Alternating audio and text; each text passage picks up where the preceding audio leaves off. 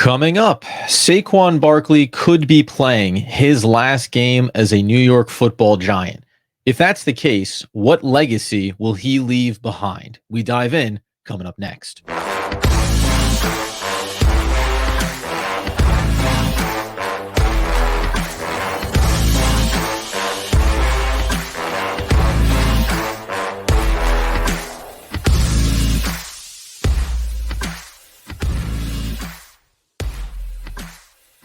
Yes, my friends, it is OGP, the One Giant Podcast, where I am your host, Adam Armbrecht, looking ahead to this final game of the 2023-2024 season. A lot of players may not be back for Big Blue. A lot of narratives are going to be talking about the draft and what's going to happen this offseason. But front and center for this team is Saquon Barkley. And whether or not this is going to be his final career game as a New York football giant. And it got me thinking just about what does he leave behind from a statistical standpoint, from a where he was taken in the draft and the onus and the pressure that was applied to him at the back end of Eli Manning's career, and ultimately the failing of the organization to have one of the premier talents in the NFL and yet ultimately fail to put him in positions to be successful at the highest possible level. Offensive line, right? Figuring out your QB, getting to the playoffs. Only 2 appearances for Saquon, and those came obviously last season for Big Blue. We're going to get into all of those things as we work our way through here. We talk about some of those stats that are going to come up here as well. Obviously, we let you know that today's episode is going to be brought to you by Personam. That's because when we think about trying to get yourself to improved vision, trying to feel like your organization, your network has a secure environment that you can trust and rely on. Well, Personam is an AI-driven cyber threat detection engine that improves that vision and that network security and allows you to see cyber threats and other tools and platforms just simply can't provide. Personam is always vigilant, always learning. Check out Personam today. As we think about Saquon Barkley and his legacy, there are some quotes that come out here, as we know, with some of his career numbers, rushing and receiving up there for you at the moment. This really does come on the heels of being asked, just like last year, a little bit like last year's trade deadline, a little bit like the offseason, a little bit like this year's trade deadline.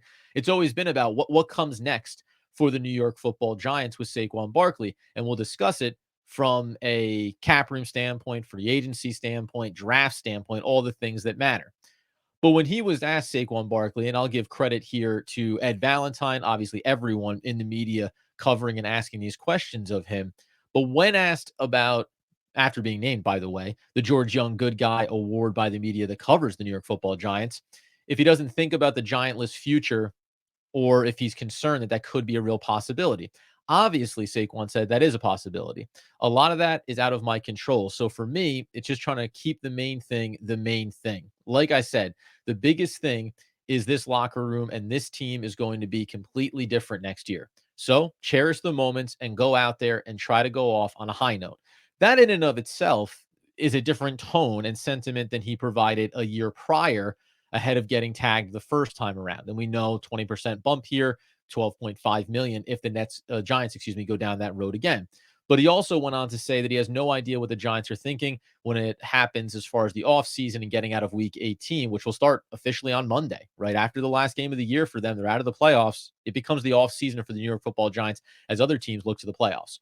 I've mentioned before, Saquon said, that I wanted to be a Giant for life. That was a goal of mine when I got drafted. I wanted to leave a legacy here, but it's out of my control. I truly have no say. It's really up to those guys upstairs, to general manager Joe Schoen and all those guys. They got to do what's best for the team, and whatever they feel is best for us, for the team, then they're going to make that decision. But me sitting here and saying I want to be a Giant for life like I did last year, it doesn't help. It doesn't hurt. So I'll just leave it up to those guys. The tone around this does feel starkly different as far as where he thinks he is. And he was also asked about the idea of getting franchise tagged and where would that leave you, right? This ultimately came around, multi-year deal versus being tagged again. I just want something that's fair. That's what makes sense, Barkley said. I think I was open and honest about that last year, and I still stick by that. But like I said, it is a business, and if it's not here, hopefully it's some other place. Again, different type of language, different type of outlook than from a year ago. So first and foremost, when we talk about legacy, and you see the numbers up here if you're watching on YouTube, 5,165 rushing yards, 33 total rushing touchdowns, 2,049 receiving yards, 12 receiving touchdowns, 15 all-purpose touchdown, 55, excuse me, all-purpose touchdowns for his career. Offensive Rookie of the Year in 2018, All-Pro in 2018, two-time Pro Bowler. Will appear in 74 out of 99 games with this last game of the season, but 73 out of a possible 98 to this point so far. And when we think about where he ranks then in the all-time pantheon for New York Football Giants, he's fourth all-time behind Tiki Barber, who obviously played from 97 to 2006, a lot more years under his belt, 10,449 rushing yards. Rodney Hampton is up there ahead of him. And barring a significant performance here in the final week of the season, Joe Morris, 5,296, is potentially going to stay out of reach, right? If he has a big 130-yard send-off coming, then he could get himself to third all time. And he is already narrowly ahead past Brendan Jacobs over the course of this year.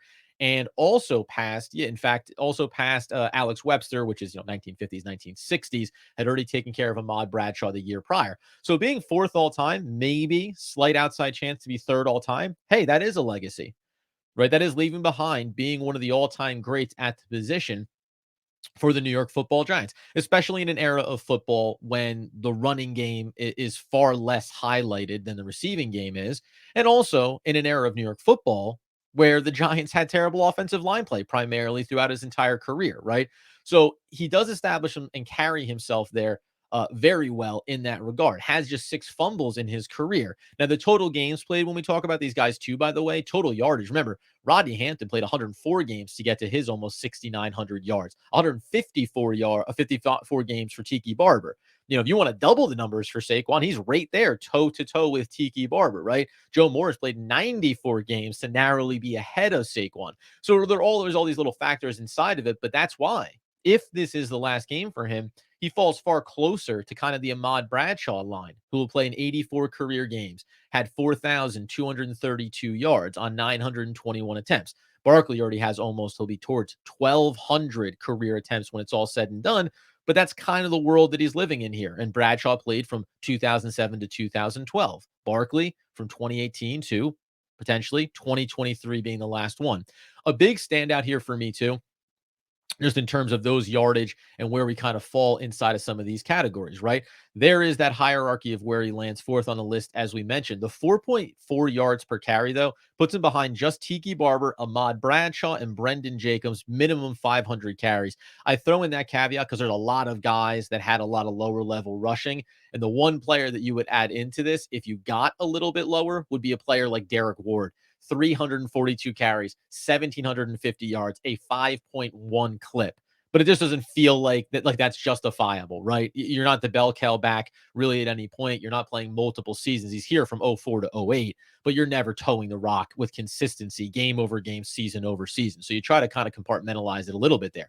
All the main players, all those top guys, he's right there with them. And as I mentioned, better than Rodney Hampton, 3.8, better than Joe Morris, 4.0. Saquon Barkley at 4.4, only 4.5 for Brendan Jacobs, which is actually pretty impressive, relative. Again, offensive line play mattered a lot in that era, but it's impressive that you think about Brendan Jacobs.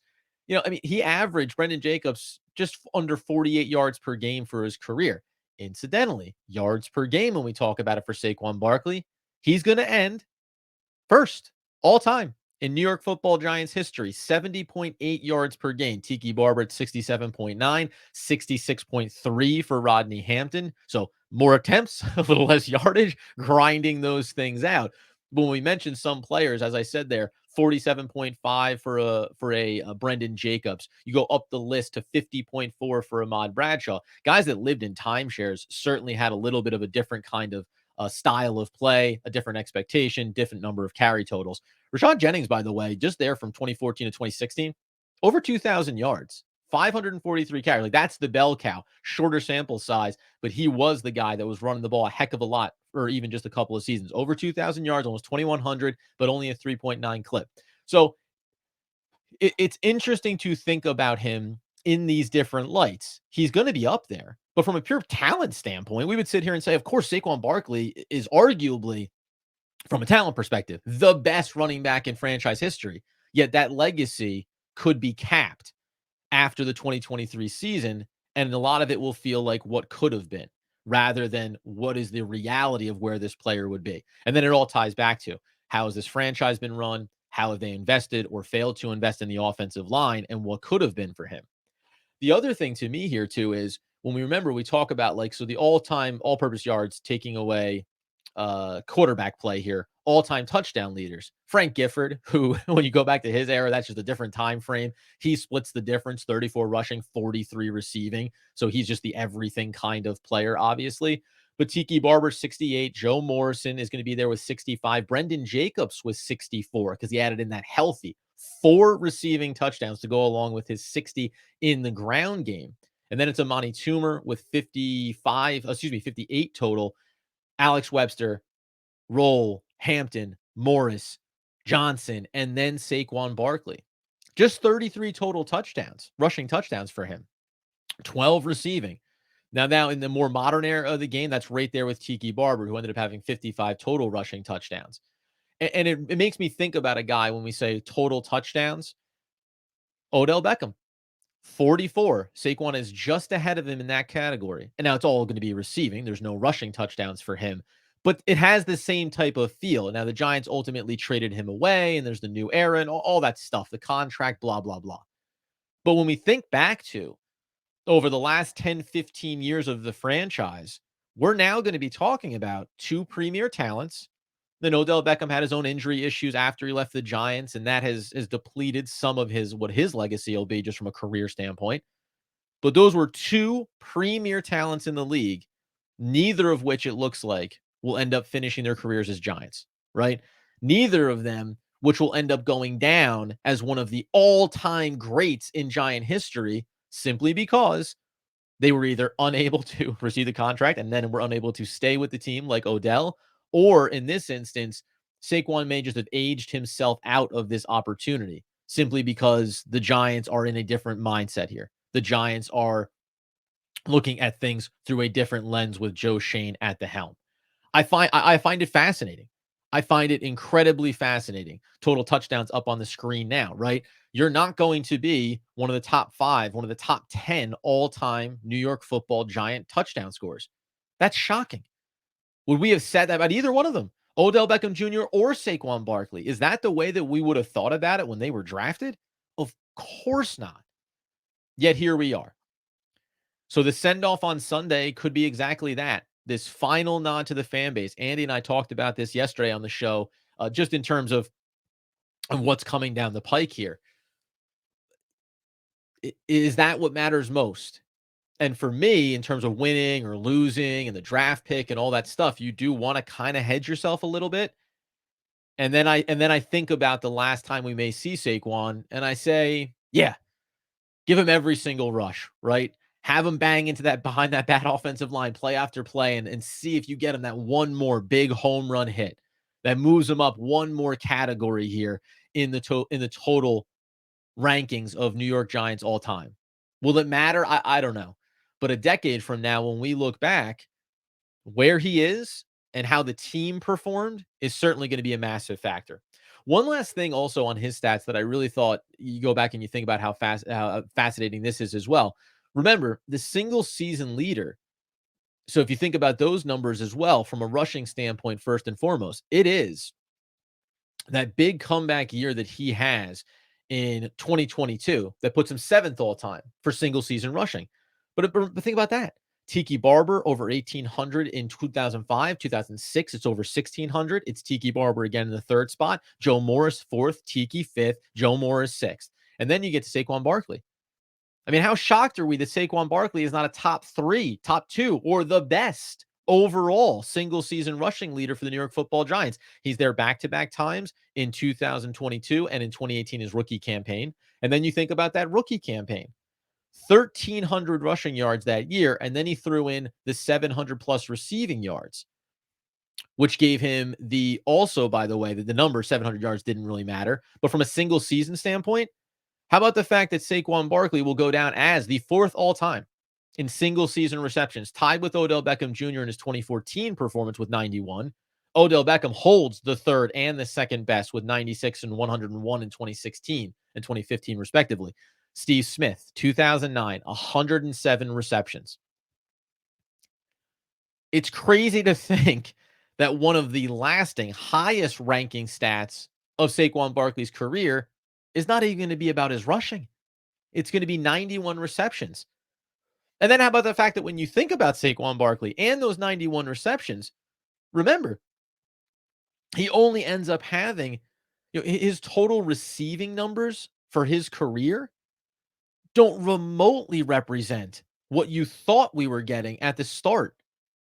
Saquon Barkley, when you think about where he ended up on this list from a receiving standpoint, this ends up being, to me, one of the more shocking, as shocking as the rushing numbers and where it did end up, because the injuries played a big factor in all this.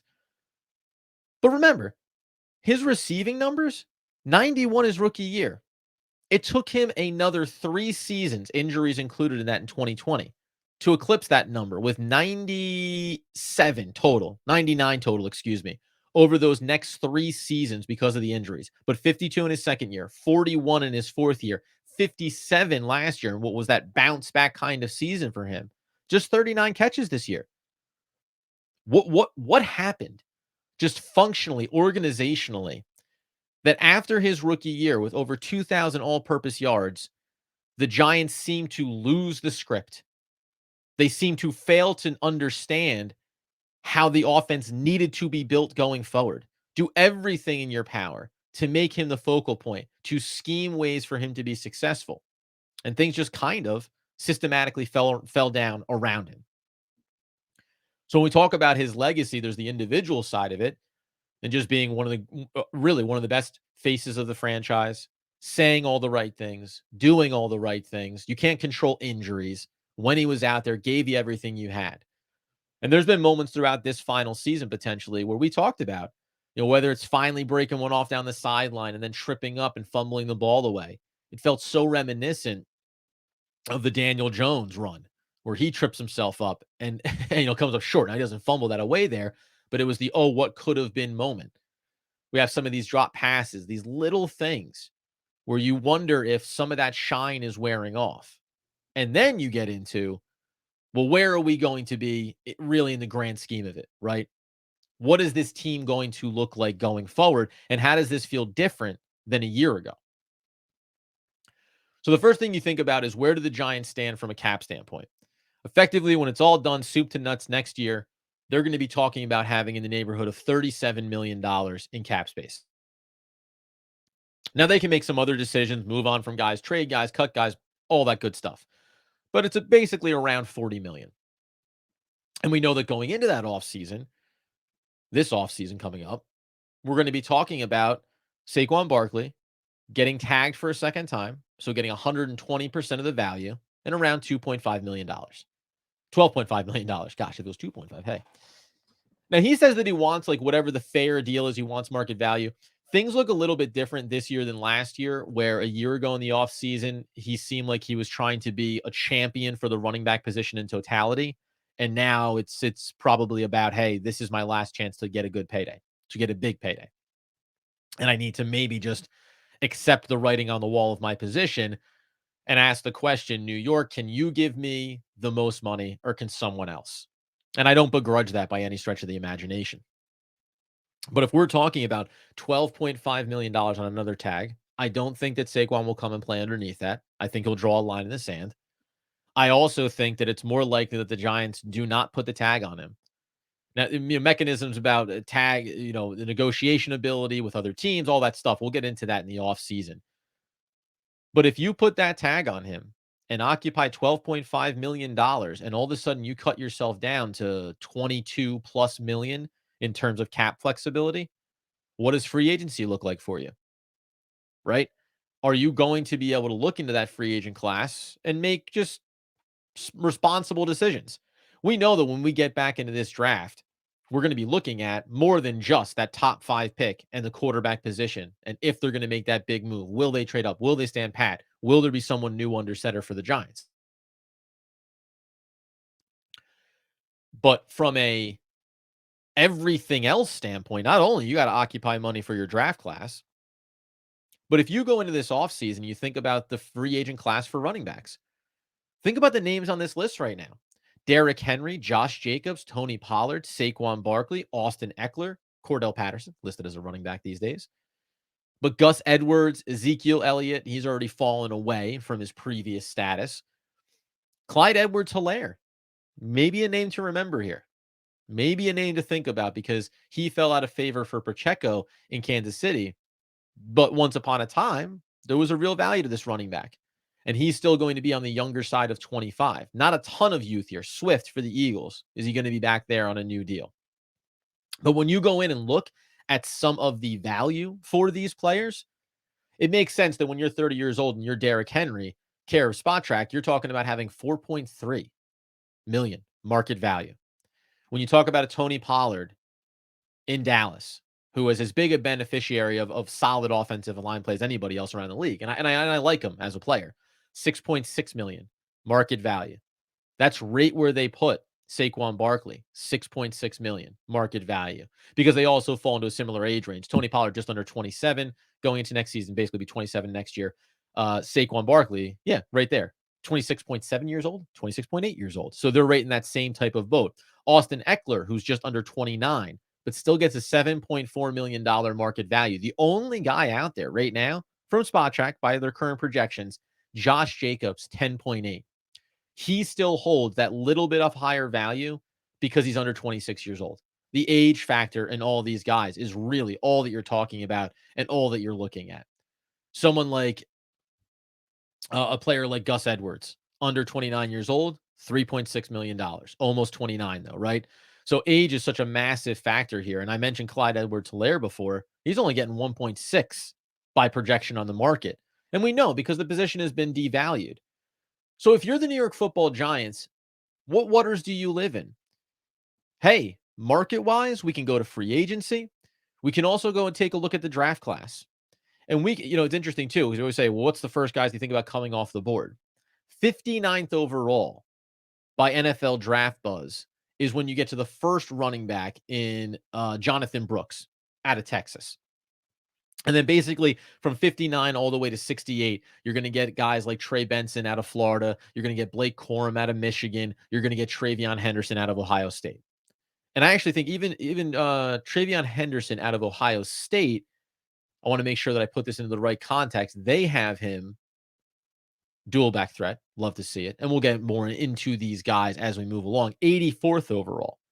So you're talking anywhere from the back end of the second round to the back end of the third round, back end to middle of the fourth round, right? No, back into the third round, excuse me. That's the range that we're talking about here. It doesn't mean those guys are going to go there. That's their overall rank. So, okay, and the Giants also have Eric Gray. They drafted him. You've seen him get a few touches down the stretch here late. You don't expect Matt Breida to be back in here. So when we talk about reconstructing the QB room, which is first and foremost, you also need to reconstruct your running back room potentially here. And $12.5 million on the tag, it just doesn't make sense. And while it may not make sense with where the market dictates, going to Saquon and saying, hey, listen, $12.5 million is just way too much. So we want to give you that multi-year deal. But a multi-year deal at what price point? It's going to come right back to where it was last year. Some north of $10 million. I don't know.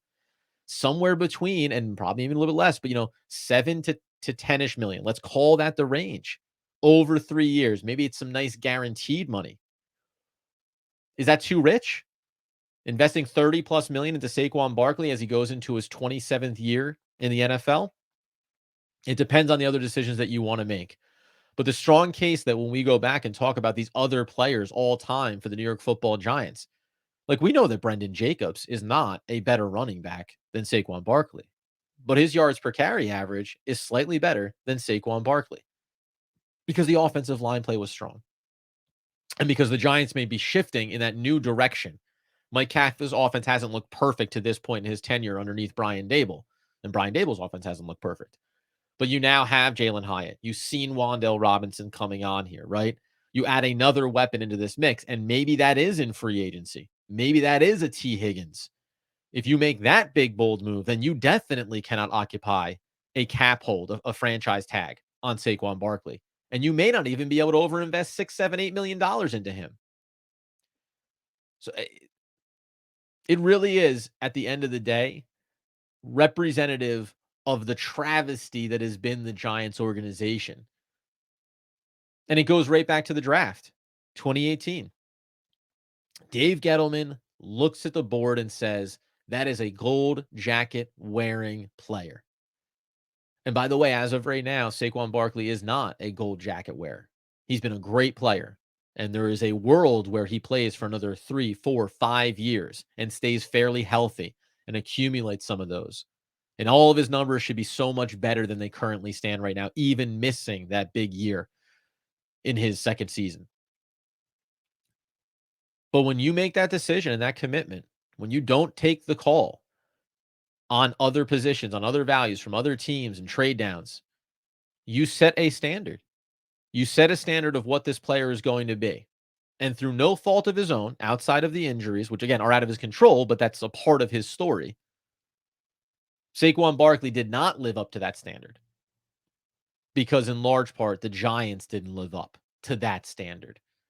They didn't come out of those 2 Super Bowl run eras with Eli Manning and see the formula that was successful for them and find a way to start to repeat and rebuild that same process. You know, Dave Gettleman, we talked about, well, if Daniel Jones worked out, then that would be his legacy. He's not going to work out, right? And if some of those players that he had drafted across the offensive line worked out, that would be his legacy. They weren't. They're not. A lot of those young guys are going out the door. So whether or not you want the Giants to get QBX at the top of this draft, whether or not you believe that Saquon Barkley has been done a disservice over his tenure as a Giant, when it comes to Sunday, soak it in, appreciate it, because it really, his 99th career game as a Giant could very well be his last. And we'll reflect back on it again over the course of the offseason, and we'll cover what the narratives are and where this organization feels about him, where they are in their timeline moving forward, and where he is. Because when you look at that spot track projections, listen, you can tell me that his value based on his age and maybe some of the injury puts him into a certain slot. But we all know we can look around the league and point out 2, 3, 4, 5, 6, 7 teams that would say, hey, while we may not want to pay the $10+ million in year number 3 of his contract, the insane value that we'll get in the first 2 years is going to be worth the $35 or $40 million contract. And that's what it's going to come down to here. Timeline, expectation, and the ability for this organization to make the right decisions at other key positions and then still come back and do the right thing by the individual. Saquon Barkley deserves to be a Giant for life. It just doesn't feel like he's going to be. That being the case, tomorrow we'll come back in and we'll talk about previewing this game. There's a lot of other guys. There's a handful of players that have some bonus opportunities on the line in the final game of the season. We'll highlight those and root for everybody. Always want everybody to make more money. We'll talk about other players that could be playing their last game. Sterling Shepard, he also had comments about what he wants his legacy to be as a Giant. Looks like he's far closer to the retirement side of things after this season than moving on and trying to continue his journey elsewhere. Potentially, when he's done playing, he'll get to stay right in-house and become a member of this staff, become a member of the organization. That would be a nice story. Then him getting 1 or 2 more catches would be nice to cap off his career. But there's a lot of narratives. There's a lot of narratives beyond the football game on Sunday. And then there's also the football game and the draft order and what the Giants are going to hopefully be able to accomplish this offseason to never put themselves back in this position again, where you have a player that could be an all-time great in the NFL, and you find yourself years later realizing not only did you waste his best seasons, but you also wasted seasons for your franchise. That is the somewhat sobering conversation around Saquon Barkley, the potential final game of his career on Sunday, and the legacy that he leaves behind as a New York Football Giant. In the meantime, you get over to YouTube, One Giant Podcast. You get over to Twitter at Adam Armbrecht, at One Giant Podcast. And as I said, tomorrow, the game preview, predictions for the wild card and playoff pictures in both the AFC and NFC, and one final farewell to the 2023-2024 New York Football Giants season. Until next time, as Andrew Makowitz would want, need, and nay, demand the people know, as always, let's go Big Blue.